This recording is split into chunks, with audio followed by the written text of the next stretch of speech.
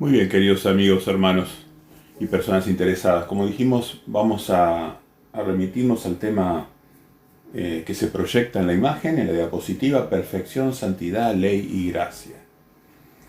Eh, Como primera mención, quiero hacer alusión a que todos los hombres grandes de Jehová han tenido puntos remarcables por los cuales el Eterno los usó para su propósito del reino, pero han tenido también debilidades como humanos que fueron.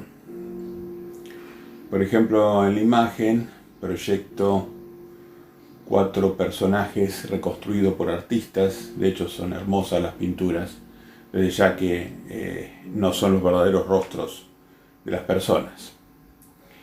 Pero digamos que Moisés, David, Pedro y Pablo fueron grandes siervos de Jehová y de Yeshua. Cada uno de ellos le dio un aporte significativo al camino de la verdad y de la vida, ¿no? Al camino de la verdad y la vida.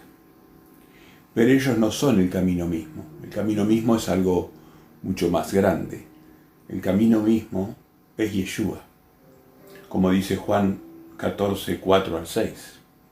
Yo soy el camino y la verdad y la vida. Es el camino, es Yeshua. Así que las personas o los movimientos religiosos que han buscado adorar o endiosar o darles un lugar a estos siervos, un lugar preponderante, se equivocan o nos equivocamos. Hay facciones dentro del mundo que adoran a Moisés sin darse cuenta. Otras facciones adoran a Pedro. Otras adoran al rey Salomón y a David. Otras facciones adoran o enaltecen al apóstol Pablo. Son muchos los que enaltecen al apóstol Pablo. Así que sacarlos de su debido lugar es equivocar el camino. O sea, cuando uno está haciendo doctrina, la doctrina, el agua bíblica, esa doctrina que te lleva, es agua de vida, ¿no? Porque recuerden que Babilonia está montada sobre muchas aguas, que son pueblos, son doctrinas, ¿no? Y esos pueblos tienen distintos pensamientos humanos y idolatran a distintos seres, o a distintas cosas, o a distintas filosofías. Así que, en realidad, los hombres de Dios, los siervos de Dios, tenemos que tener en claro que la doctrina proviene del camino, y el camino es Yeshua, el Hijo del Dios vivo, el Hijo de Jehová, de Jehová. Así que bueno, teniendo esto presente, que nosotros no debemos beneficiarnos de los siervos, pero no llevarlos a un plano que no sea el correcto, a un plano de destacarlos por sobre Yeshua. Los que hagamos esas cosas o los que hagan esas cosas van a caer en el error de su doctrina. Su doctrina no va a reflejar. Así que, en primera instancia, quisiera hablar de un siervo en particular, del apóstol Pablo. El apóstol Pablo en nuestra época es muy controvertido. Como digo, algunos prácticamente tienen una religión paulista que está centrada en Paulo de Tarso, y esto le desvirtúa la doctrina. Estamos proyectando una imagen que dice Eclesiastés. Si ustedes ven Eclesiastés 5:1 al 7, remarca que las personas que hablan muchas palabras, que no son cuidadosas con las palabras que dicen, son personas que terminan en error, en necedad y con la desaprobación de Dios. Dentro del pueblo de Israel había culturas o subculturas que cuidaban mucho lo que se decía, y se cuidaba decir la palabra de Dios. Y otras culturas que generaban palabra oral, y que esa palabra oral la iban transmitiendo Y esa cultura, una de ellas se llamó los fariseos o fariseos. Pablo venía de esa extracción, venía de la cultura farisea. Si nosotros podemos analizar, por ejemplo, Filipenses, la carta escrita por el apóstol Pablo, en Filipenses 3:5, vemos que dice que él fue circuncidado el octavo día, del linaje de Israel, de la tribu de Benjamín, hebreo de hebreos, y en cuanto a la ley, fariseo. En cuanto a la ley, fariseo. Bueno, acá introducimos una palabra que hoy va a dominar el entorno de este diálogo, de esta prédica. Vamos a ver que Pablo usa muchísimo la palabra ley, muchísimo. Y vemos que en los otros apóstoles y propiamente en Cristo se usa mucho menos. Porque Pablo la usa como fariseo, la usa de distintas maneras a la palabra ley. En cuanto a la ley, fariseo. O sea que tenía la perspectiva farisaica de la ley. Obviamente que Pablo fue transformando su pensar y su ser a través de la acción del Espíritu Santo. Pero él dice, en cuanto a la ley, fariseo. En cuanto a la ley, fariseo. ¿Qué enfoque tenían los fariseos? Un enfoque basado en el legalismo y basado, o sea, en el cumplimiento de la letra y no del espíritu de la ley. Eran más vale legalistas, no entendían el espíritu de la ley o lo entendían poco. Y por otra parte generaban ley, o sea, la ley oral, que era extremadas aperturas de los mandamientos bíblicos, so excusa de que sea un cerco de contención de la Torá.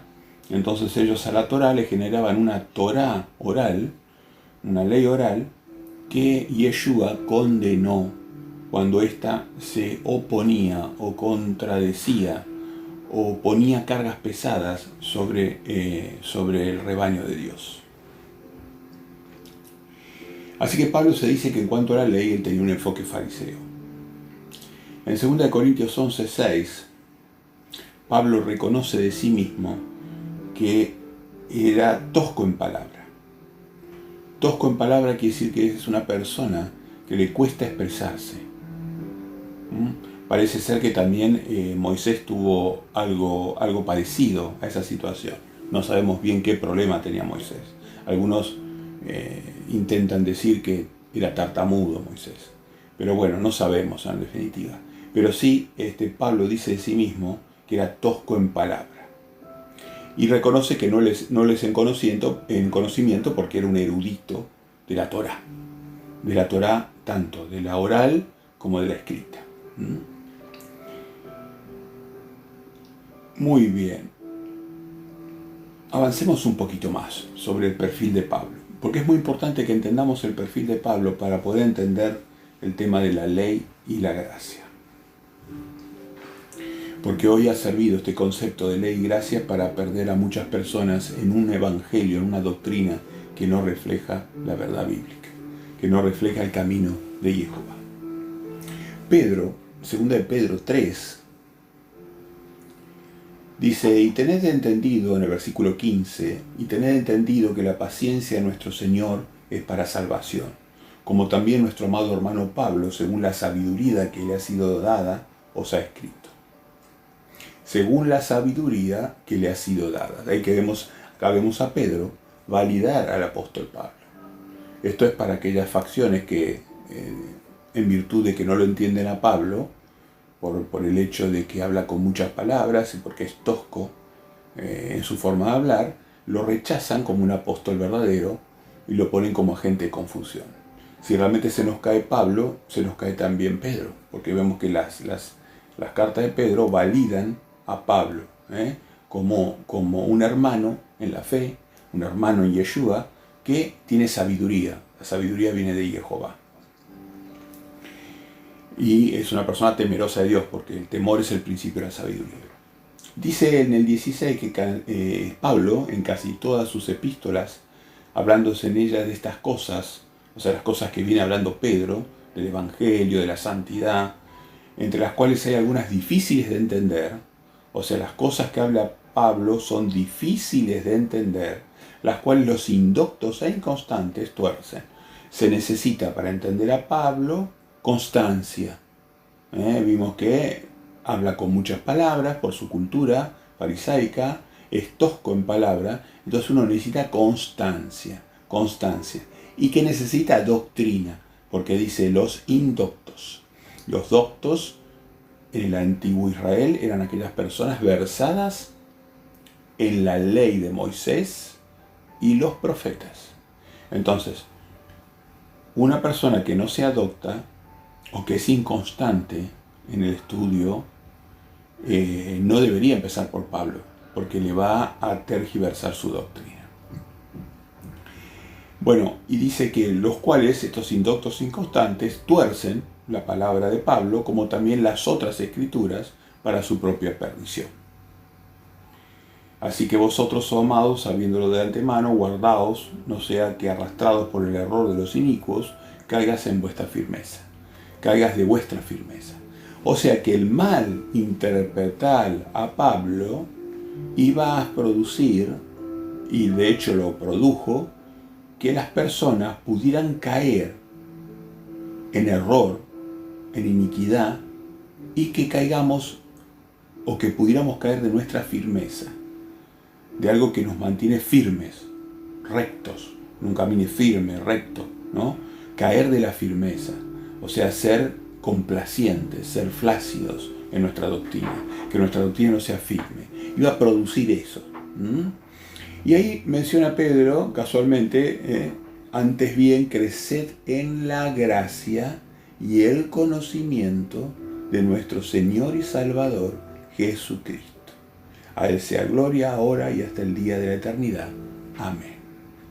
Así que bueno, Pablo introduce muy bien características con muchísimo respeto, como debe ser de un hombre de Dios, hablando de otro hombre de Dios, pero da a entender algunos aspectos que tiene Pablo, en cuanto que es difícil de entender, y él mismo nos dijo que era tosco de hablar.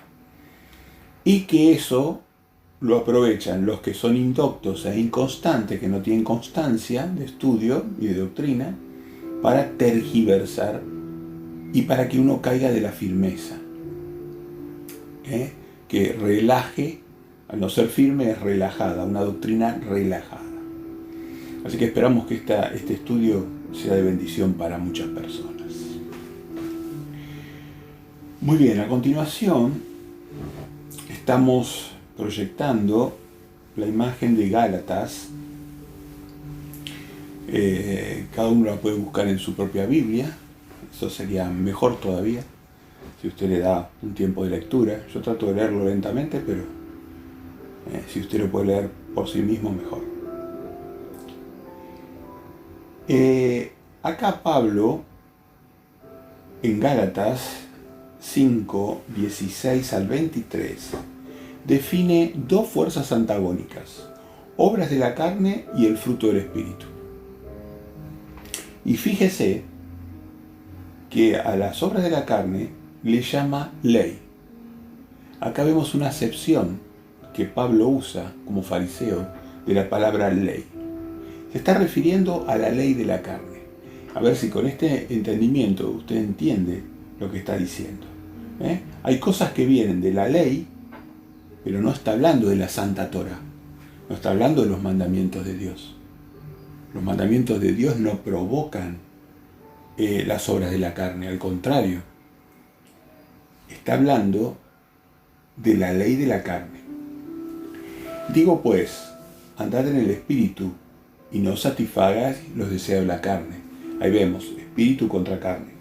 Porque el deseo de la carne es contra el espíritu, y el espíritu es contra la carne. Y estos se oponen entre sí, para que no hagáis lo que quisierais. Pero si sois guiados por el Espíritu, se está refiriendo al Espíritu Santo, no estáis bajo la ley.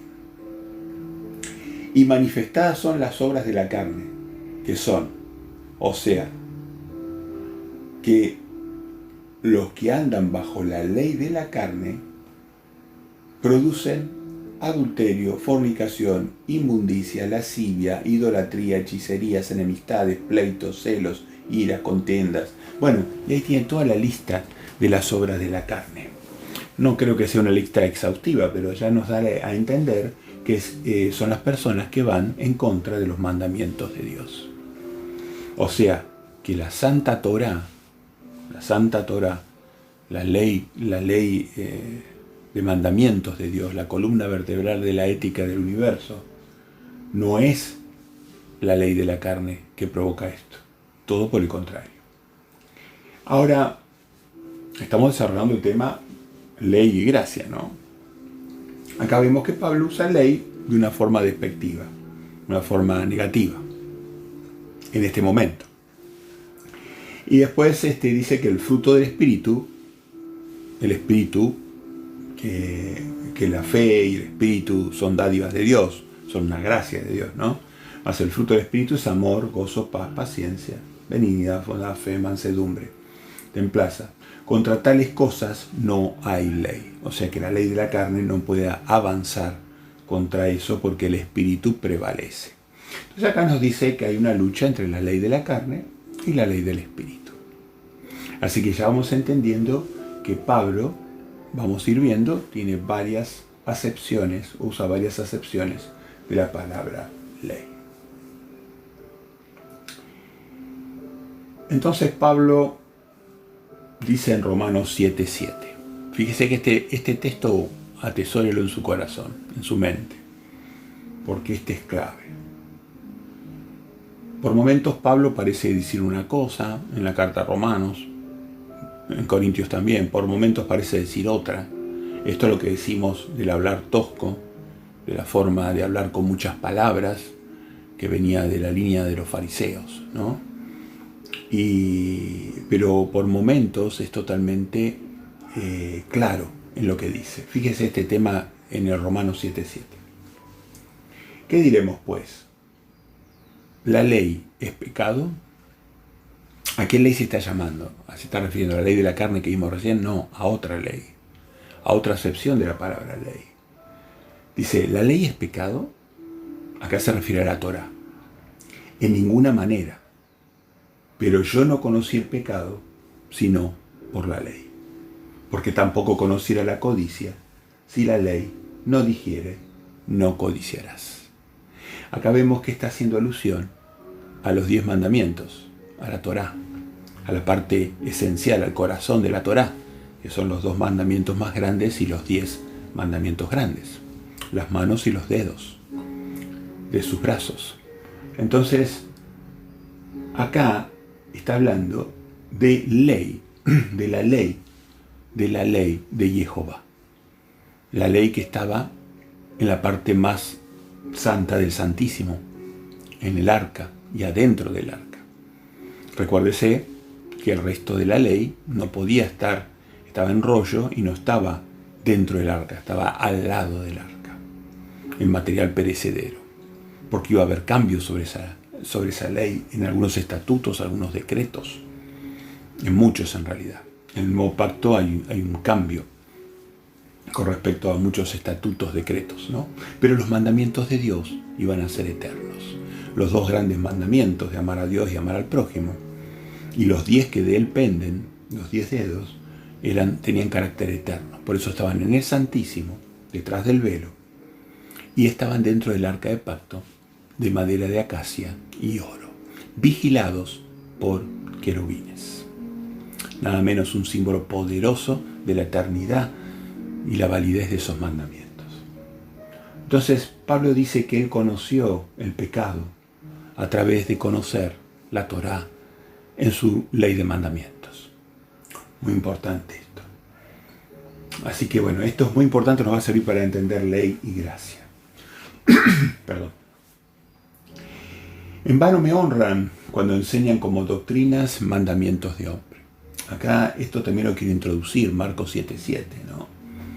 Jesús siempre decía esto, muchas veces lo dijo, quedó registrado en múltiples oportunidades, que los mandamientos de hombres hacen vana nuestra adoración, nuestra honra, nuestra doctrina. Pero los mandamientos de Dios, en contraposición, dan vida eterna. Así que el pecado es ir en contra de la ley de mandamientos. Muy bien. Los pecadores van a recibir las plagas en Apocalipsis si no salen de Babilonia, ¿no? Babilonia está sentada sobre muchas aguas de doctrina, que son pueblos, que son naciones, que son doctrinas que van en contra o que ofenden a la santidad de Jehová y su Hijo. Ahora, para dejar bien en claro al gran apóstol Pablo, respetado por nosotros, más allá de las debilidades que pudiera tener, como todas las tenemos, ¿qué evangelio predicó Pablo? Y ahí llegamos a la sorpresa. Fíjese, solo puse 2 textos, hay muchos más. En los hechos, el libro de Hechos, que son hechos, no son solamente palabras, son cosas que ellos hacían. Entonces quedaron registradas las cosas que realmente hacían, ¿no? Y esas personas eran íntegras, o sea, hacían lo que decían. Y pensaban lo que decían. Eran personas íntegras, moraban en el santo monte de Jehová. Entonces vemos, por ejemplo, Hechos 26, 19 al 21, donde Pablo declara qué evangelio predicaba. Por lo cual, oh rey Agripa, no fui rebelde a la visión celestial, sino que anuncié, un Pablo convertido, ¿no?, por Yeshua, sino que anuncié primeramente a los que están en Damasco, Jerusalén, por toda la tierra de Judea, y a los gentiles, que se arrepintiesen y se convirtiesen a Dios haciendo obras dignas de arrepentimiento. ¿No es exactamente el evangelio de Juan el Bautista? ¿No es exactamente el evangelio que predicó Yeshua, el Hijo del Dios vivo? Entonces, ¿Pablo estaba predicando otro evangelio? No. Su evangelio es arrepentimiento, hacer teshuvá. Y busque que hacer teshuvá es volver a los caminos de Dios. Esos caminos que están asignados por sus mandamientos. Hacer teshuvá, arrepentimiento. Él predicaba arrepentimiento y conversión. Conversión a Yeshua, que es la imagen del Dios vivo. O sea, a que se arrepintiese y se convirtiesen a Dios. Por causa de esto, los judíos, porque eso atentaba contra la ley oral que ellos tenían, esa ley de muerte que tenían, por la causa de esto los judíos, prendiéndome en el templo, intentaron matarme. Las obras dignas de arrepentimiento fue también lo que llevó a Juan el Bautista a la muerte, el predicar eso, y también a la persecución y muerte de Yeshua. Así que acá vemos 3 servidores de Dios, Yeshua, Juan el Bautista y el propio Pablo, predicando un evangelio único.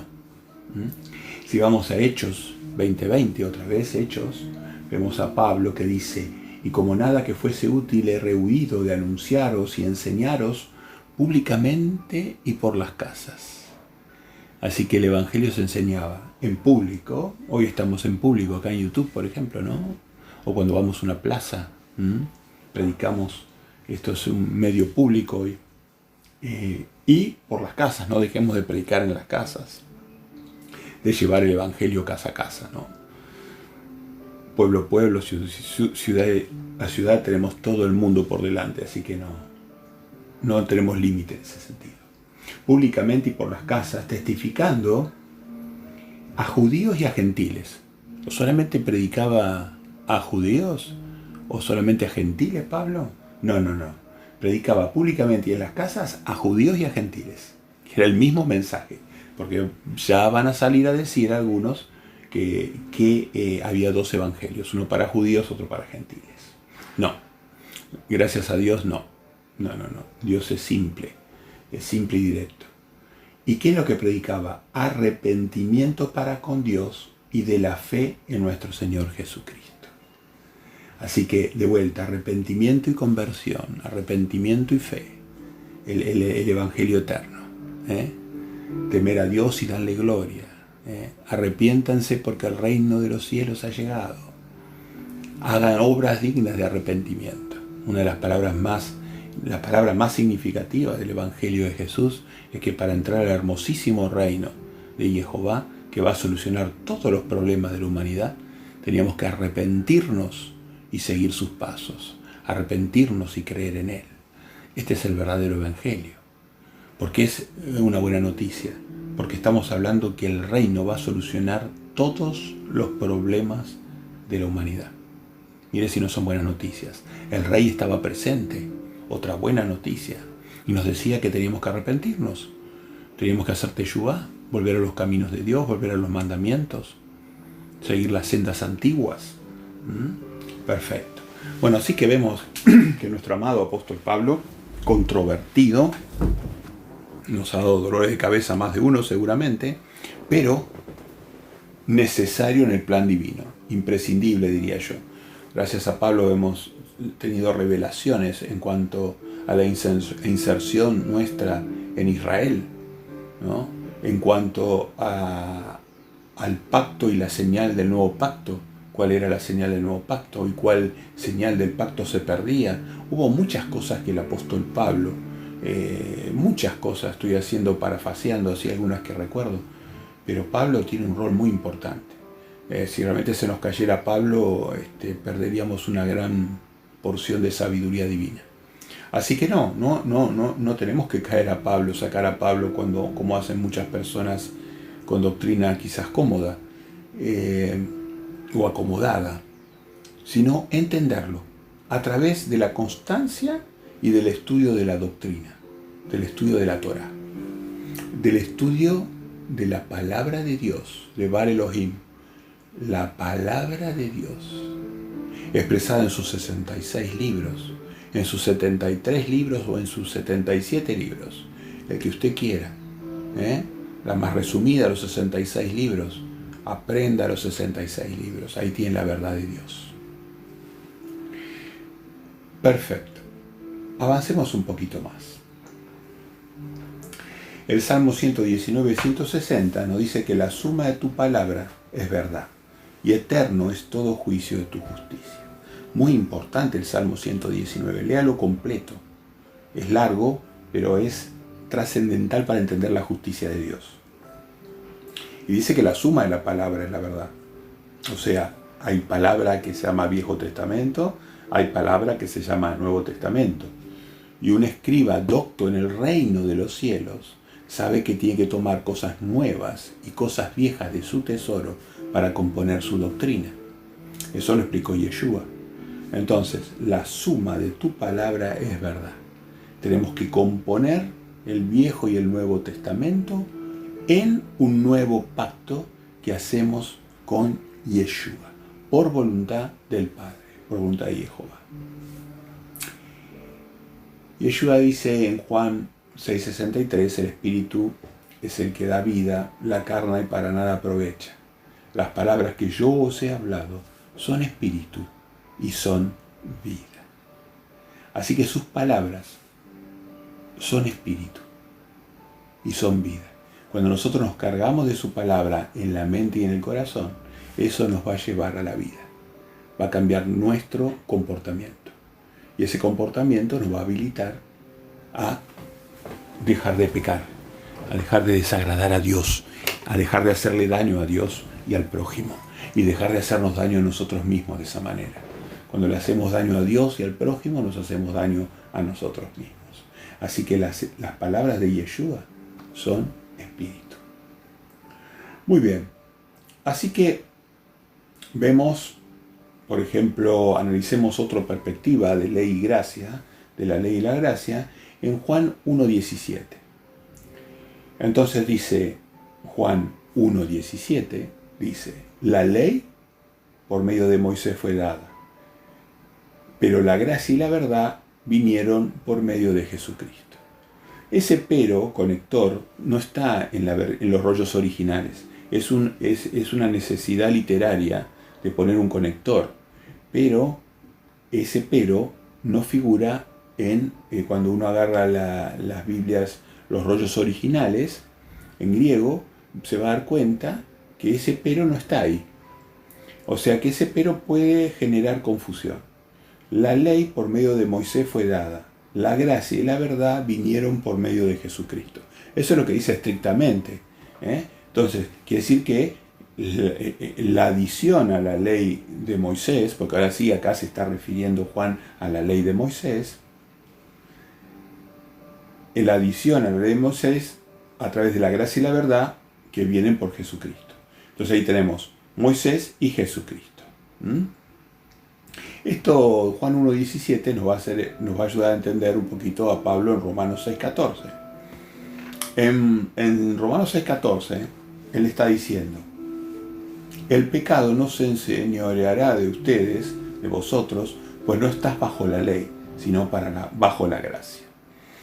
Acá vemos que habíamos analizado que cuando Pablo está refiriéndose a algo peyorativo, está hablando de la ley de la carne.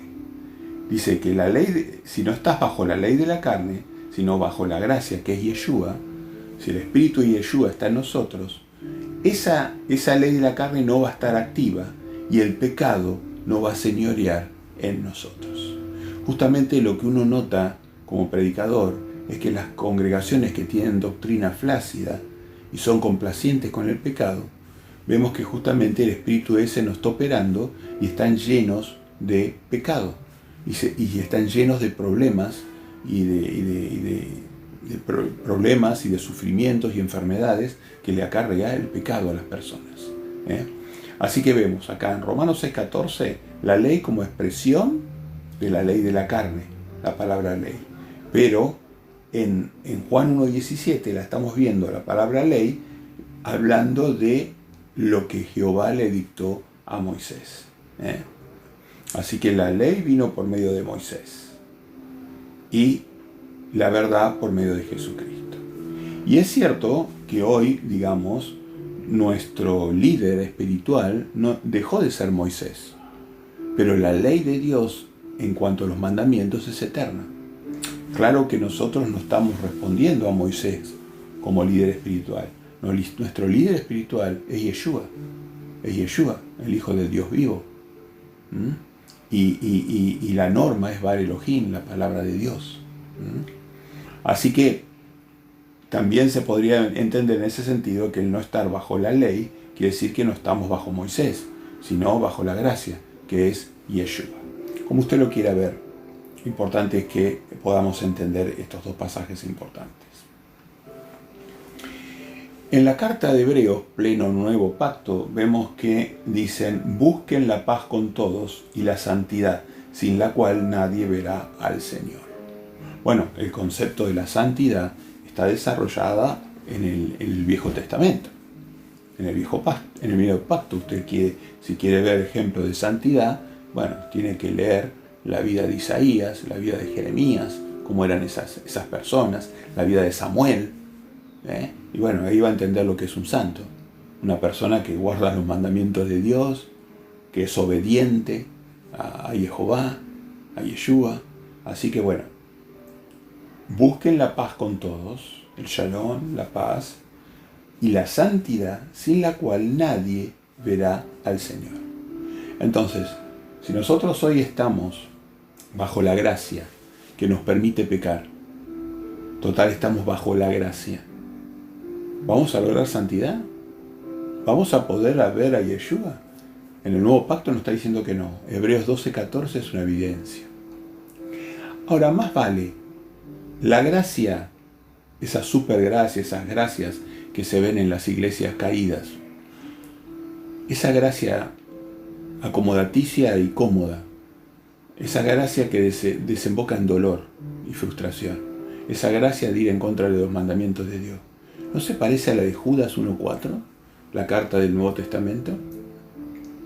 Pues algunos hombres se han infiltrado encubiertamente, los cuales desde mucho antes estaban marcados para esta condenación, impíos, que convierten la gracia de nuestro Dios en libertinaje y niegan a nuestro único soberano y Señor, Jesucristo. O sea que convertían la gracia, convertían a Yeshua, la doctrina de Yeshua, el perdón del pecado que hace Yeshua a través de su sacrificio, en oportunidad para pecar, libertinaje. Libertinaje quiere decir una libertad sin contexto, sin límites, una libertad que no es practicable, una libertad que no respeta a Dios ni al prójimo.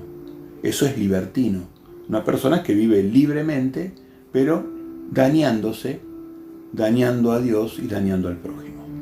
Alejándose de Dios, dañando al prójimo y cosechando el dolor del pecado en su propia vida. Un libertino.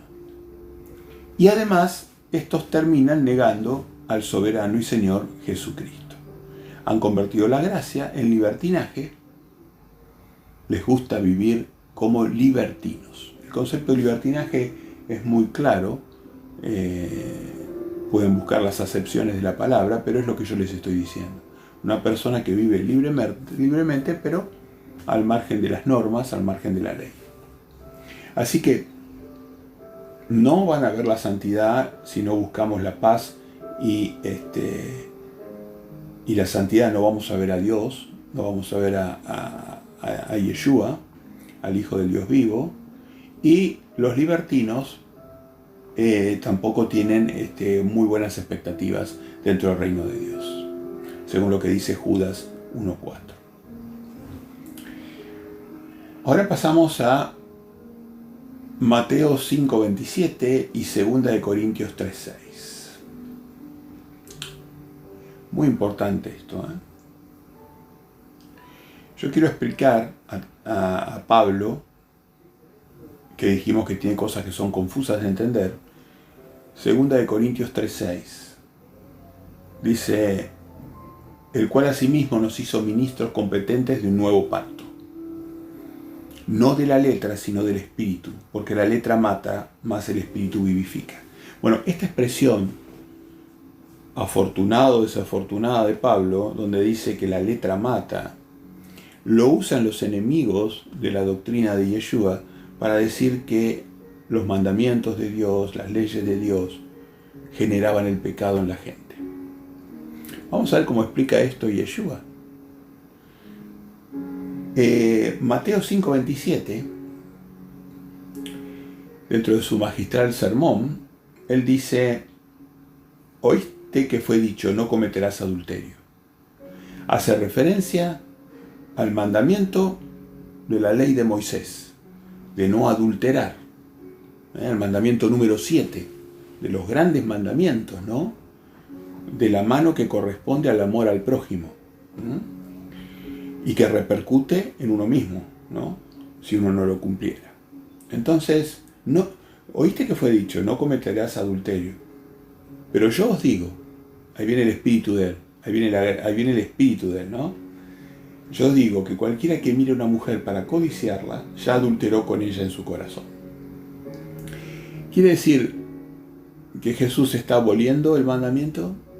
No, le está dando espíritu, le está dando luz, le está dando aceite, le está dando agua, le está dando todo lo bueno que Yeshua le dio.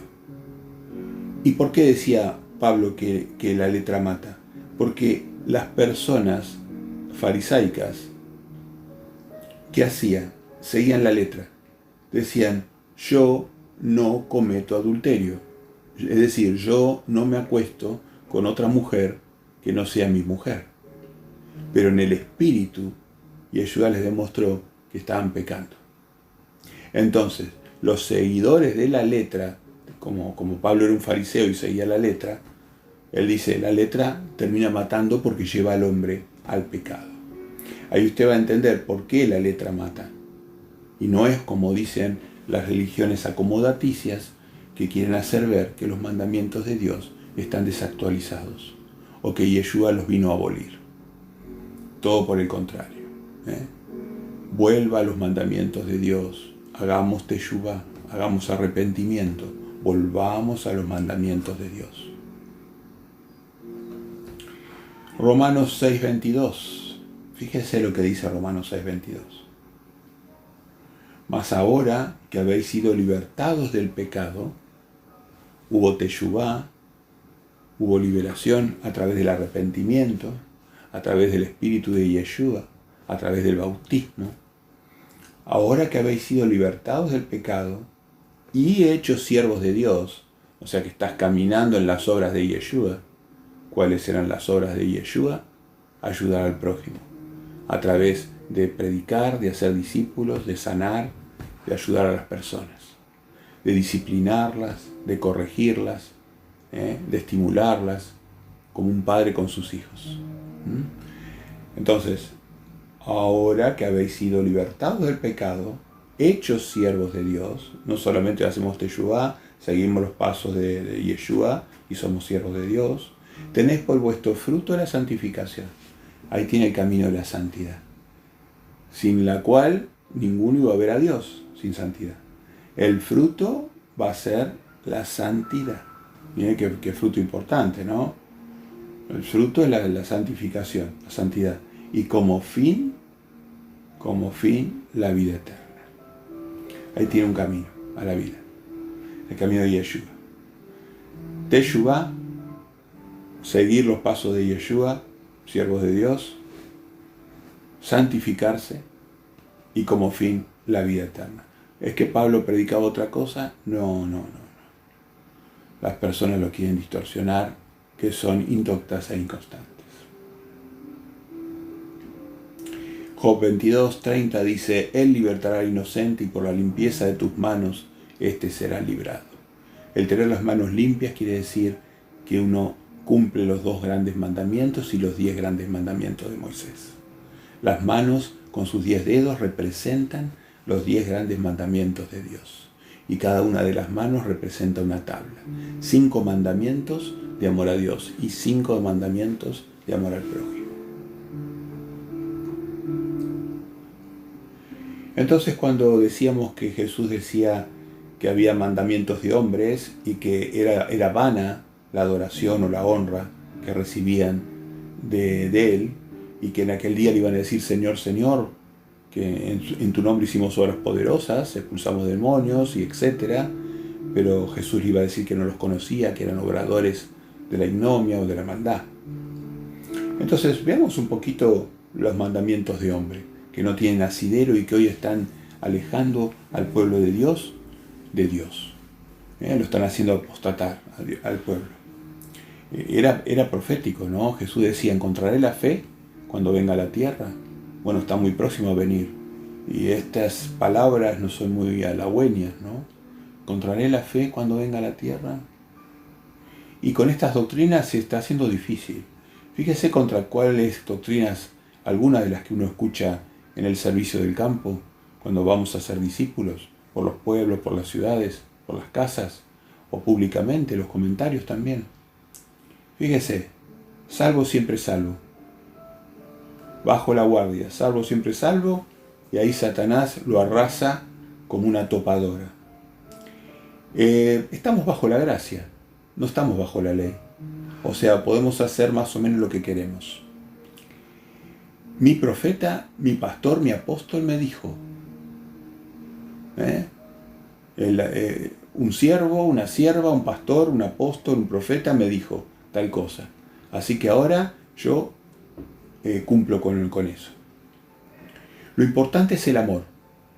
Ojo que ni siquiera lo que dice en esto, lo importante es amar, lo importante es el amor, se refiere ni siquiera a un amor bíblico, es el amor que aprenden en la televisión. El concepto de amor que viene en la cultura del satanismo, ¿no? Un amor que está alejado de Dios. Los que aman verdaderamente guardan los mandamientos de Dios. La palabra de Dios lo dice por todos lados, ¿no? Pero bueno, lo importante es amar. Con eso la persona queda bien y en general es aceptado, políticamente correcto. Lo importante es amar. Mi intercesor es tal santo o la Virgen María, mi intercesora. Otro concepto de los mandamientos de hombre: todos los días son santos, o los días santos son los viernes, o los días santos son los domingos, o todos los días son santos para mí. Este es el más popular que uno escucha, ¿no? Todos los días son santos, o hay un santo sábado, o hay 7 congregaciones santas. Todos los días son santos. Lo importante es buscar tus sueños. Uy, cuántas veces he escuchado esto. Lo importante para Dios, para nosotros, es buscar nuestros sueños. O lo importante es arrepentirnos, seguir una vida que agrade a Dios, buscar la santidad, hacer discípulos, ayudar a otras personas. Lo importante es buscar nuestros sueños. Después el famoso comer del árbol del conocimiento del bien y el mal. Yo creo que Yo pienso. Cuando uno habla del bien y del mal, no tiene que creer ni pensar nada, tiene que repetir las palabras de Dios, aceptarlas como un hijo obediente. Yo creo, yo pienso. Esta otra es una también muy popular. Soy libre por su gracia. Soy libre por su gracia. Lo dicen en los sermones, lo dicen en... ¿Qué llega a la mente de la oveja? Yo soy libre. ¿Libre para qué? Para el pecado. Para seguir en el pecado. Entonces, cuando menos dan un mensaje ambiguo. Y en algunos casos un mensaje totalmente libertino. El libertinaje tergiversando la gracia de Dios en, como decía Judas, capítulo 1:4.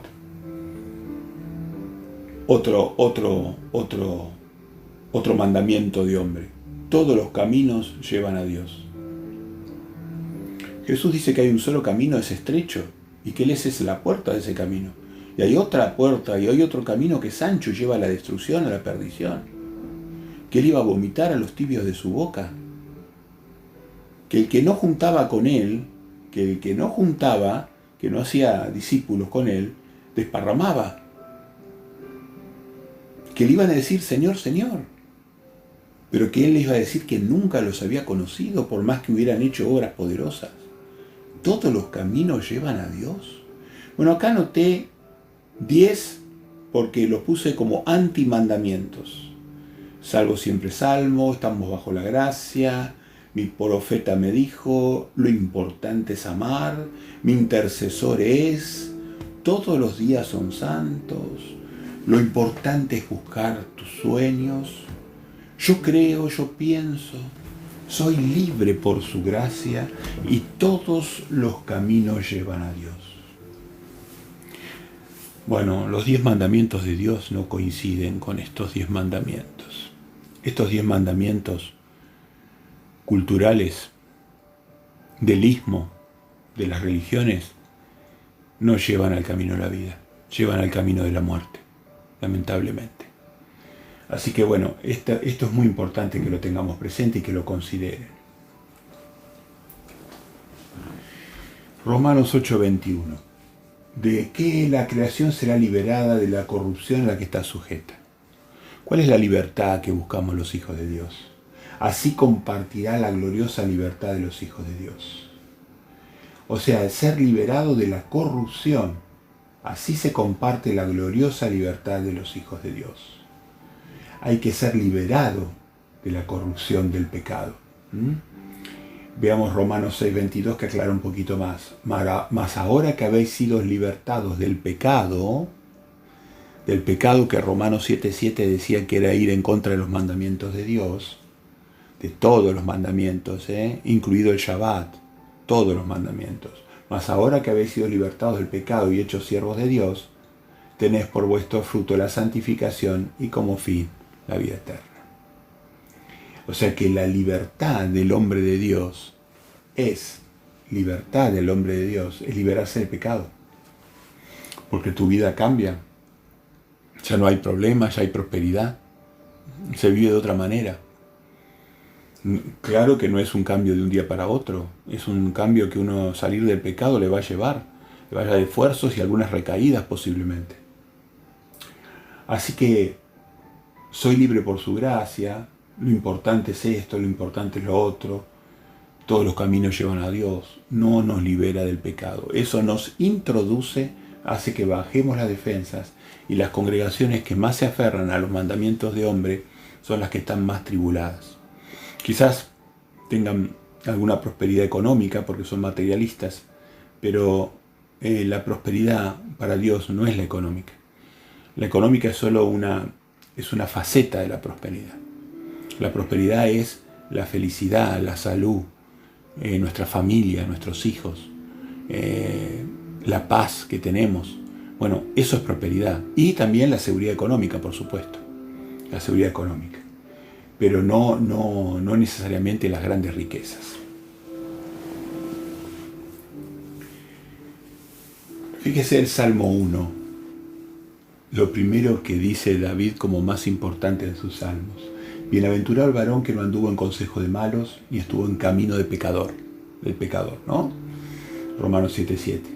ni en silla de escarnecedores se ha sentado, sino que en la ley de Jehová, no en la ley de la carne, en la ley de Jehová está su delicia. Y en su ley, en la ley de Jehová, que es la ley de mandamientos, en su ley medita de día y de noche. Ese es como árbol plantado junto a corrientes de agua que da su fruto. ¿Se acuerda del fruto de la santidad? El fruto de la santidad, el fruto de hacer discípulos para Yeshua. El fruto es el arrepentimiento. ¿Se acuerda del fruto de los árboles? El fruto es la sabiduría. El fruto del olivo, el fruto de la vid, el fruto de los árboles de Dios. Y en todo lo que hace, prosperará. Así que la prosperidad que hablábamos recién está relacionada con la ley de Jehová. La ley de mandamientos. La maravillosa columna vertebral de todo el universo de Jehová. La ley ética. He aquí vienen días, dice Jehová, en los cuales haré un nuevo pacto. De hecho, estamos en un nuevo pacto, ¿no? Con la casa de Israel y con la casa de Judá. Nosotros estamos injertados en Israel. No como el pacto que hice con sus padres el día que tomé su mano para sacarlos, el pacto de la circuncisión. Porque ellos invalidaron mi pacto, aunque fui yo un marido para ellos, dice Jehová. Pero este es el pacto que haré con la casa de Israel. Después de aquellos días, dice Jehová, daré mi ley en su mente y la escribiré en su corazón. O sea que la ley de Jehová no iba a tener un cambio. No se iban a anular mandamientos. Lo que iba a pasar es que Yeshua le iba a poner en nuestra mente, no solamente en letra, sino en espíritu, en el corazón. Este es el cambio que está haciendo sobre todos nosotros, que podemos gozar la ley de Dios entendiéndola hacia donde Él apunta con las cosas que Él predica. Perfecto. En Mateo dijimos que esto es muy importante, que lo tengan presente, muy, muy importante. Espero que esté disfrutando de este video. Yo lo estoy disfrutando. Y si se le hace un poquito largo, como decimos siempre, particiónelo, pero no pierda concentración. Siga, porque esto es un mensaje que usted tiene que aprender y que tendría que llevar el verdadero evangelio. Y para eso hay que ayudar a las personas a salir de los evangelios equivocados. Porque si no sería muy corto este video. Si yo tengo que decir el evangelio en 30 segundos lo decimos, ¿no? Pero el punto es que tenemos que sacar a las personas de las doctrinas equivocadas y tienen que entender que están equivocados. Tenemos que ayudar a los que son más débiles en la fe. Así que Mateo 7, 21 al 23 dice: no todo el que me dice Señor, Señor, entrará en el reino de los cielos, sino el que hace la voluntad de mi Padre que está en los cielos. Muchos me dirán en aquel día: Señor, Señor, ¿no profetizamos en tu nombre? Y en tu nombre echamos fuera demonios, y en tu nombre hicimos milagros. Profetizar, echar demonios, hacer milagros, ¿pero eso era señal de algo? No. Jesús le dice: nunca los conocí, apartados de mí, hacedores de maldad. La palabra maldad corresponde a la 458 y la 459 del diccionario bíblico Strong, donde es anomia, los anómicos. ¿Quiénes son los malvados estos? Los que son ilegales, los que violan la ley. Fíjense qué directo. ¿Qué ley violan? ¿La ley de la carne? No, la ley de Dios, la ley de mandamientos. Esos que violan la ley de mandamientos son los que le van a decir Señor, Señor, los que lo alaban pero sin contenido. Y por más que ellos tengan milagros, ¿en virtud de qué? De engaños o de espíritus inicuos, por más que ellos tengan engaños tengan poderes de forma ilegal, ellos siguen siendo ilegales. ¿Por qué? Porque violan la ley de Dios. Anomia. Revise estos términos. Está muy claro. Ilegalidad, violación de la ley, maldad, impiedad, infracción, infringir la ley, iniquidad, maldad, transgresión. Fíjese la 459, que es anomos, la raíz del anterior, ¿no? Sin ley, no sujeto a la ley judía, o sea, la ley de mandamientos de Dios. Impío, malo, transgresor de la ley, inicuo. Ahí tenemos. Así que Dios Por más que le digan Señor, Señor, lo alaben con hermosas canciones y lo alaben en templos y lo adoren al Padre, a su Hijo, pero si nosotros no estamos en un estado de ilegalidad, de anomia, no cumplimos la ley de Dios, empezando por los 2 mandamientos más grandes, pasando por los 10 grandes y después siguiendo a los pequeños y muy pequeños, porque si aún incumplimos los pequeños, vamos a ser llamados pequeños en el reino de los cielos. No dice que no vayamos a vivir, pero al joven rico le dijo que si quería vivir tenía que cumplir los mandamientos grandes. Así que bueno, no transgredamos la ley de Dios. Espero que esto sea de bendición para su vida, que le permita encontrar la belleza de la ley de Dios y cumplirla y enseñarla. Anomia, los que son anómicos, o los malvados, que dice acá Mateo, siguen la ley del pecado y no siguen la ley de justicia, o sea, la Torah de Dios. No fue abolida la ley de mandamientos de Dios. Esa ley es eterna. ¿Cómo podemos demostrar esto, que es eterna? Bueno, fíjese Apocalipsis, nuevo pacto, hablando del futuro, de un futuro que está por llegar, que esperamos que sea muy cercano. Y dice Apocalipsis 11, que en el 19, dice el templo de Dios fue abierto en el cielo, el templo de Dios, el cual Moisés copió, que fue el tabernáculo que copió, ese templo fue abierto en el momento de los juicios, estamos en las trompetas, en el momento de los juicios, se veía el arca de su pacto, y hubo relámpagos, voces, truenos, terremotos, hubo juicios de Dios con respecto al arca de su pacto. Que había en el arca de su pacto los 10 mandamientos. ¿Custodiado por qué? Por querubines. Porque en el cielo estaban custodiados por querubines. El universo depende, la estabilidad moral del universo depende de esos mandamientos. En Apocalipsis 12 dice, entonces 17 dice que justamente el dragón, la serpiente, Satanás el diablo, ¿a quién ataca? ¿A quién odia? A los que guardan los mandamientos de Dios. ¿Cuáles? Todos. Y tienen el testimonio de Jesucristo, que es el arrepentimiento, creer a Él y de esa manera poder llegar al reino. Así que los mandamientos de Dios son todos, los 2 más grandes, los 10 grandes, los pequeños y los muy pequeños, que están en la palabra de Dios. Y el testimonio de Jesucristo es el arrepentimiento, creyendo en Él, siguiendo sus pasos y de esa manera recibiendo el reino, que es la buena noticia, porque va a solucionar todos los problemas de la humanidad. No algunos, todos los problemas. Y nos va a dar una vida eterna y feliz. Así que ¿le parece que no es buena noticia? En Apocalipsis 14 se redobla este concepto o se triplica. Aquí está la paciencia de los santos. ¿Quiénes son los santos de Dios? ¿Quiénes son los que llegaron a la santidad? Los que guardaron los mandamientos y tienen la fe, la certeza, la fidelidad a Jesús, a Yeshua el Mesías, el Hijo del Dios vivo. Clarísimo que la ley de Dios es eterna. Salmo 119, 29, en la versión que más me gusta a mí, dice: aleja de mí el camino de la mentira y dame la gracia de tu ley. Fíjense, ¿de qué ley se hace? ¿De la ley de carne de que hablaba Pablo? No. ¿De la ley de la carne? No. ¿La ley del pecado? No. Está hablando de la ley Torah, de los mandamientos de Dios. Jeremías 6:16 dice: así dijo Jehová, paraos en los caminos antiguos y mirad y preguntad por las sendas antiguas, cuál sea el buen camino, andad por él y hallaréis descanso para vuestra alma. Mas dijeron: no andaremos. Bueno, esto es lo que está asignado hoy y estuvo asignado en el primer siglo, en el último siglo, en el primer siglo, ¿no? No andaremos, nosotros estamos bajo la gracia, no bajo la ley, bajo la Torá. Yo pienso, yo creo, mi pastor me dijo, el Papa me dijo, el tal me dijo, el otro me dijo, y Jehová en un rincón de la casa. La palabra de Dios en un florero, como florero. Muy bien, sigamos avanzando.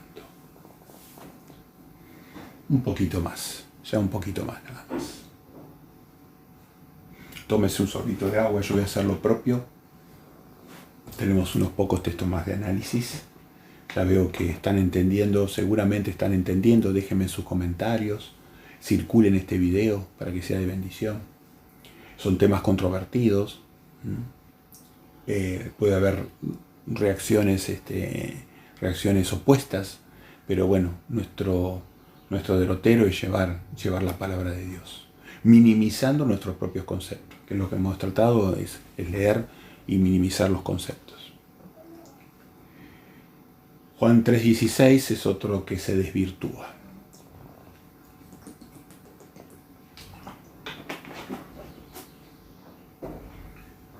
De tal manera amó Dios al mundo, que ha dado a su Hijo unigénito, para que todo aquel que en Él cree no se pierda, mas tenga vida eterna.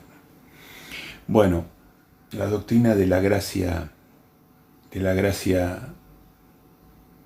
anómica, ¿qué dice? Yo creo, ya soy salvo. Hago una oración de fe y soy salvo. Sigo en el pecado, sigo yendo en contra de mí mismo, en contra de Dios, en contra del prójimo, no importa. Hice una oración de fe, creí.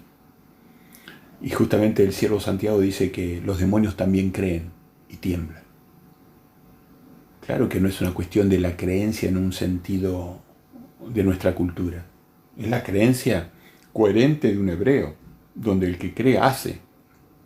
El que cree hace.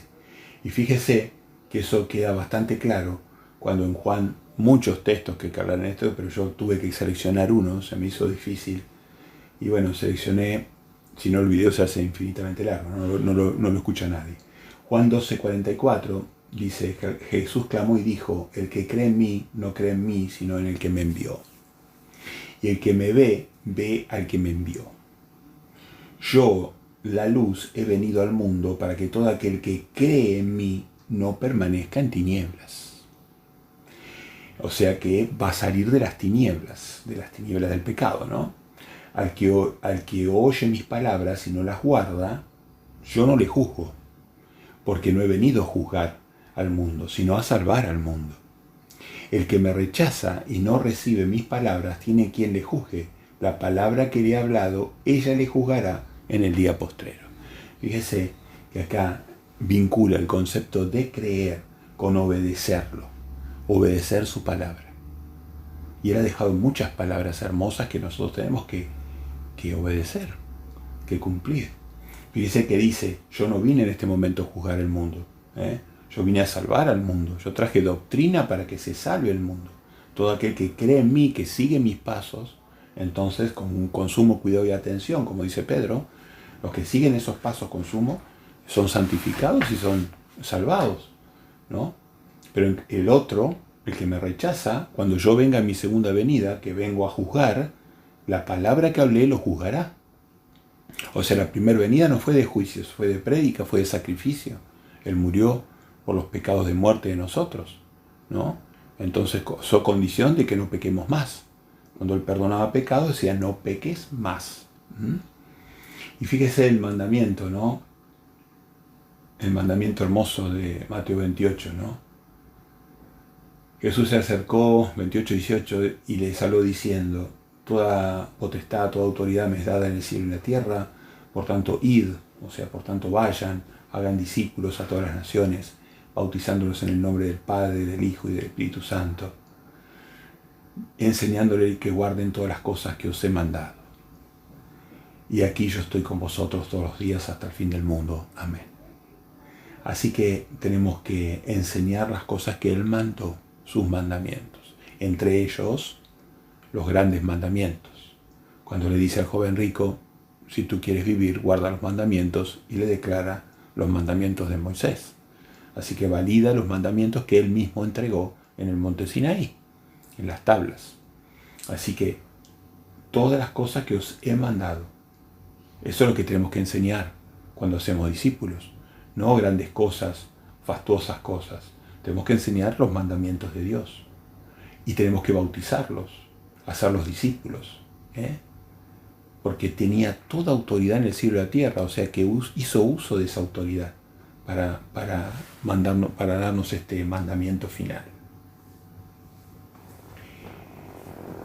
En Juan 12:37 se ve ahora un esfuercito más, estamos llegando ya casi al final. Estas cosas habló Jesús, Juan 12:37, que viene de Isaías 53, era profetizado por Isaías, el gran profeta mesiánico, que habló muchísimo de Yeshua. Estas cosas habló Jesús y se fue y se ocultó de ellos. pero a pesar de que había hecho tantas señales delante de ellos, no creían en él. Fíjense lo poderoso que son las falsas doctrinas, que ciegan increíblemente la mente de las personas, ¿no? Dice el 38, para que se cumpliese la palabra del profeta Isaías que dijo: Señor, ¿quién ha creído a nuestro anuncio? ¿Y a quién se ha revelado el brazo del Señor? Entonces fíjese proféticamente, ¿no? El creer a un anuncio. Iba a venir un anuncio que eran las buenas nuevas, ¿no? Y que había quien iba a creer y quien no iba a creer. Por esto no podían creer, porque también dijo Isaías: cegó los ojos de ellos, endureció su corazón, para que no vean con los ojos y entiendan con el corazón, el entendimiento en el corazón, y se conviertan y yo los sane. Así que, fíjese, ¿no? Creer lo relaciona con creer en un anuncio. No era solamente el hecho de decir existió Yeshua y yo creo que existió y que era el Hijo de Dios. No. Tenemos que creer en su palabra, en Bar Elohim, en la palabra de Dios, lo que Él anuncia, lo que viene anunciando desde el Génesis hasta el Apocalipsis. Fíjese el Evangelio que anunció. ¿Quiénes creímos o creyeron en el Evangelio? El anuncio que Él hizo. Fíjese en Mateo 4:17 y Marcos 1:14. Desde entonces comenzó Jesús a predicar y decir: arrepentíos porque el reino de los cielos se ha acercado. No era parecido al evangelio que predicaba Pablo, era exactamente el mismo. O el que predicó Juan Bautista o que predicó Isaías.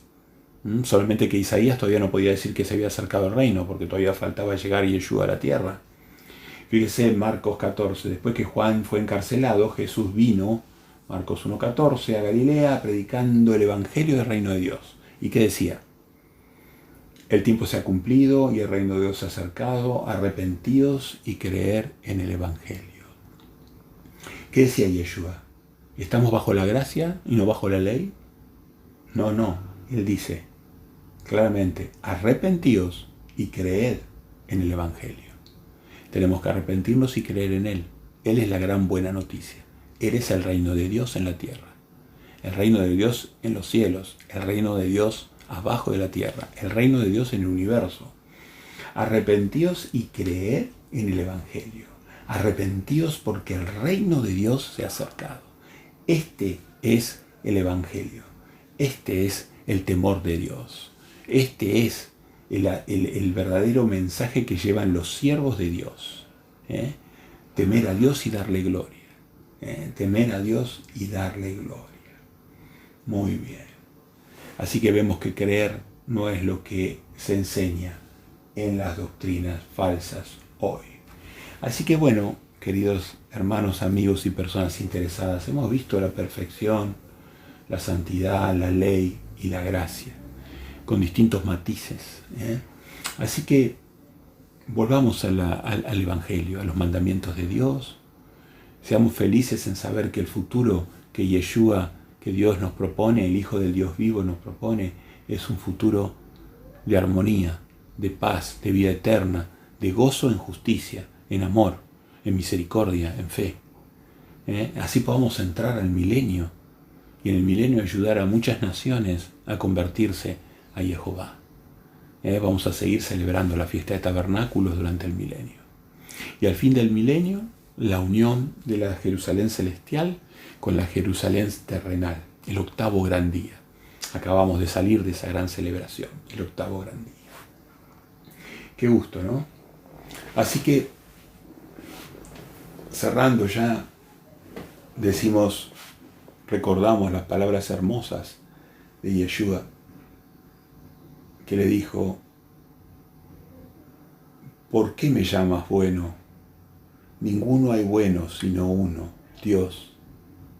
Mas si quieres entrar en la vida, guarda los mandamientos. Y ahí le declara la condición necesaria para la vida eterna: guardar las leyes de Dios. Las personas que no quieran cumplir los mandamientos de Dios, que se hacen daño a sí mismas, hacen daño a Dios y al prójimo, no pueden entrar en la palabra de Yeshua, no pueden entrar al reino de Dios. Por eso existe el perdón de pecados a través de su sacrificio y la herramienta del arrepentimiento, del teshuvah, volver a los caminos de Dios. Cuando nosotros hacemos una exégesis bíblica, llegamos a la conclusión que orando y leyendo su palabra y obedeciéndole, va transformando nuestro ser y nuestro hacer y nuestro conocer. Así que orando y leyendo su palabra, cuando usted ora, habla con Dios. Cuando usted lee su palabra, Dios habla con usted. Ahora, después el libre albedrío, ¿usted va a obedecer lo que Dios habló con usted? ¿O no va a obedecer? Si usted obedece, el ser, su comportamiento, sus sentimientos, nuestros comportamientos, nuestros sentimientos van a ir mejorando. Nuestro hacer va a ser en voluntad de Dios. No vamos a hacer solamente obras egoístas, vamos a estar trabajando para otros, para su salvación. Y el conocer, vamos a conocer mucho más a Dios a través de su Hijo y de su palabra. Así que bueno, este es un mensaje que les quiero dejar, ¿no? Y bueno, Yeshua, Jesús, el Hijo de Jehová, el Dios vivo, simplemente decirle al Padre desde mi corazón, gracias Padre, te doy por tu bendita ley. Gracias Padre, gracias por tu bendita ley. Gracias Padre por la dádiva de la fe, por tener fe en tu Hijo. Gracias Padre por la dádiva de la fe. Gracias por tu Hijo, por la gracia de tu Hijo, que me ilumina, que nos ilumina, que ilumina el camino, nos sana y nos salva.